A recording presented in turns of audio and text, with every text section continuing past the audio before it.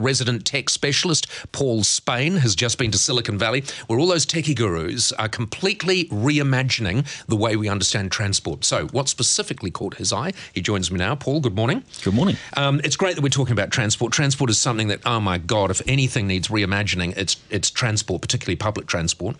What were the big developments? Well, the interesting thing that, and I was visiting Ford's Research and Innovation Centre, the interesting thing that they highlighted is we've now got 34 megacities in the world. So those are cities with 10 million or more people. And they seem to have clicked onto the fact that, yeah, these are growing quickly and we're soon going to have 50 megacities. But instead of focusing just on selling lots more cars, as you might expect, they're starting to get their head around the fact that actually they can reinvent transport. Because they can see where this is going. Absolutely. Unlike people like Lem Brown, who have no idea where it's going and they live in the past, these companies can see where it's going, and you have to reimagine transport if it's going to work in the future. Absolutely, and the driverless car is the big thing. I think people are really looking forward to. Let's talk about the driverless car firstly, because this isn't something that has just been imagined. I mean, this is well and truly down the development track, isn't it? Absolutely, and so we're now aware of all the things that will bring in terms of freeing up our motorways. As soon as you move away from silly people driving cars that get distracted. Yep. You solve those issues of people sitting at the lights looking at their smartphone when all of that's being handled by a computer that's much more efficient. Yeah. There may be some challenges if we want to be a little bit more comfortable in our cars, so they might pull away a little bit more slowly to make our journey better. But we will still get there more quickly because the cars will be interfaced with the road system. They will know when the lights are going to change. They won't be 20 feet or 15 feet apart. They'll be 1 foot apart from each other. More cars will get through every change of the lights.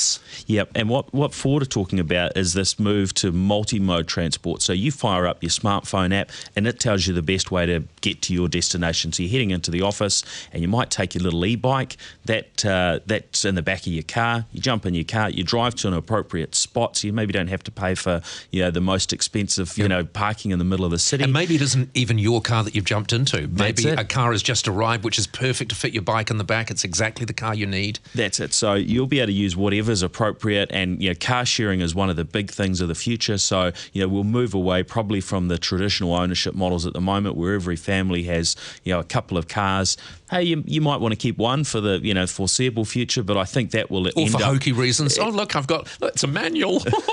Exactly. So I think there's going to be a really interesting mix of how we start getting around. And some of those e-bikes are really cool. So you link in your smartphone, and then it's able to give you a little push on this side that you're about to turn right, and it'll let you know what's going on. It's fantastic. So basically, all these things are linked in one way or another with a smartphone. So we might say tomorrow morning, say you're staying over at my place for some reason. There's nothing fishy about it or anything like that. You're staying over at my place, and I might say, well, why don't I drop you off on the way to work? I go to the smartphone, and exactly the right car for both of us to travel in arrives on its own. There's no driver in it to take us to exactly where we want to go at exactly the right time. Exactly. Or it might be that there are people that you don't know that are sharing the vehicle as well. So all of those options will be possible. And there will all be options. Meantime, we are spending money. Len Brown is spending money that we don't have, designing something which is prehistoric and won't be up and running for another 10 years. Yeah, and I think there needs to be that view to the future. In New Zealand, which we're already a place where vehicles get tested by the automakers,